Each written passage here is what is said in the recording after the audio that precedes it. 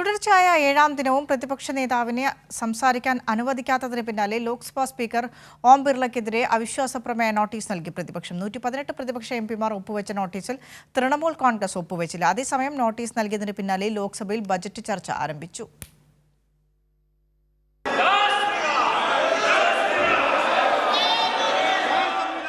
ദിവസങ്ങളായി തുടർന്നു വരുന്ന സഭാ സമ്മേളനത്തിൽ പ്രതിപക്ഷവുമായി സമവായത്തിലെത്താൻ കേന്ദ്രം ശ്രമിച്ചെങ്കിലും നീക്കം പാളിയതോടെയാണ് പ്രതിപക്ഷം സ്പീക്കർ ഓം ബിർളയ്ക്കെതിരെ അവിശ്വാസ പ്രമേയ നോട്ടീസ് നൽകിയത്.